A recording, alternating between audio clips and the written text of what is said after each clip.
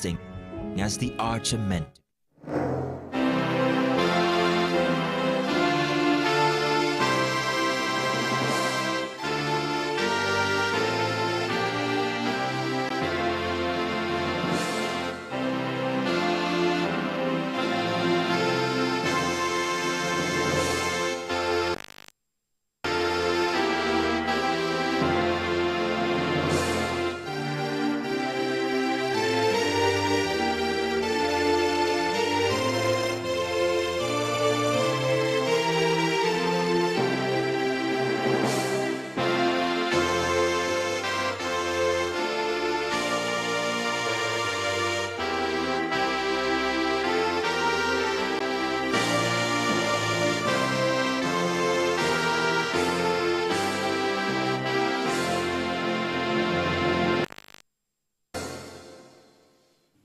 Dear compatriots, it gives me immense joy to welcome each and every one of you, young and old, to this brand new year 2024.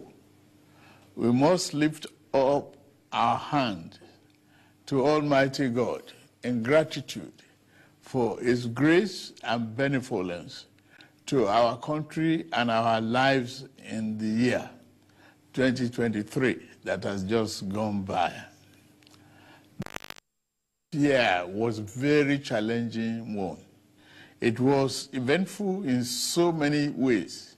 For our country, it was a transition year that saw a peaceful, orderly, and successful transfer of power from one administration to another, marking the yet another remarkable step in our 24 years of unbroken democracy. It was a year you, the gracious people of this blessed nation, entrust your faith in me with a clear mandate to make our country better, to revamp our economy, restore our security within our borders, revitalize our floundering industrial sector, boost agricultural production, increase national productivity, and set our country on an irreversible path towards national progress that we and future generations will forever be proud of. The task of building a better nation and making sure we have a Nigerian society that cares for all our citizens is the reason I ran to become your president. It was the core of my renewed hope campaign message, on the basis of which you voted me as president. Everything I have done in office, every decision I've taken, and every trip I've undertaken outside the shores since I assumed office on 29th May 2023, have been done in the best interest of our country. Over the past 7 months of our administration, I have taken some difficult and yet necessary decisions to save our country from fiscal catastrophe. One of those decisions was the removal of fuel subsidy, which had become an unsustainable financial burden on our country for decades. Another was the removal of the chokehold of few people on our foreign exchange system that benefited only the rich and the most powerful among us. Without doubt, these two decisions brought some discomfort to individuals, families, and businesses. I am well aware that for some time now, the conversations and debate have centered on the rising cost, high inflation, which is now above 28%, and the unacceptable high underemployment rate. From the boardroom at the broad streets in Lagos to the main streets of Kano and Nembe Creeks in Bayelsa, I hear the groans of Nigerians who work hard every day to provide for themselves and their families. I'm not oblivious of the expressed and sometimes honest expectations of my fellow citizens. I know for a fact that some of our compatriots are even asking if this is how our administration wants to renew their hope. Their compatriots. Take this from me. The time may be rough and tough. However, our spirit must remain unbowed because tough times never last. We are made for this period, never to flinch, falter. The socio-economic challenges of today should energize and rekindle our love and faith in the promise of Nigeria. Our current circumstances should make us resolve to work better for the good of our beloved nation. Our situation should make us resolve that this new year, 2024, each and every one of us will commit to be better citizens. Silently worked to free captives from abductors, while we can't beat our chest yet that we had solved all the security problems. We are working hard to ensure that we all have peace of mind in our homes, places of work, and on the roads. Having laid the groundwork of our economic recovery plans within the last 7 months of year 2023, poised to accelerate the pace of our service delivery across the sectors. Just this past December, during COP28 in Dubai, the German Chancellor, Olaf Scholz, and I agreed and committed to a new deal to speed up the delivery of Siemens energy power project that will ultimately deliver reliable supply of electricity to our homes and businesses under the presidential which began in 2018. Other power installation projects to strengthen the reliability of our transmission lines and optimize the integrity of our national grid are ongoing across the country. My administration recognizes that no meaningful economic transformation can happen without steady electricity supply.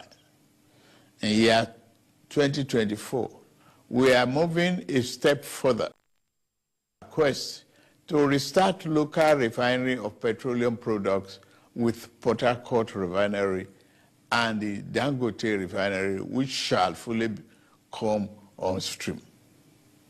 To ensure constant food supply, security, and affordability, we will step up our plan to cultivate 500,000 hectares of farmland across the country to grow maize, rice, wheat, millet, and other staple crops.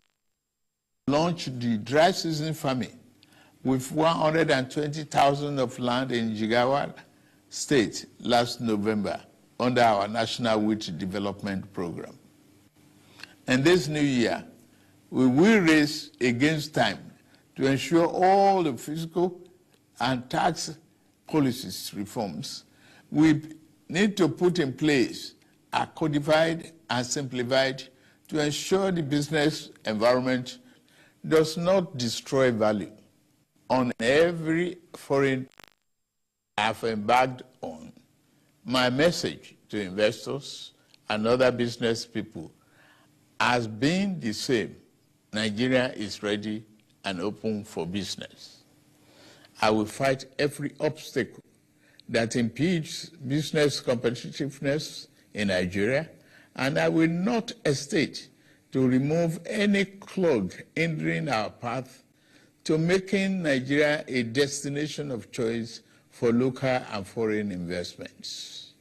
In my 2024 budget to the National Assembly, I listed my administration's 8 priority areas to include national defense and internal security, job creation, macroeconomic stability, investment environment, optimization, human capital development, poverty reduction, and social security.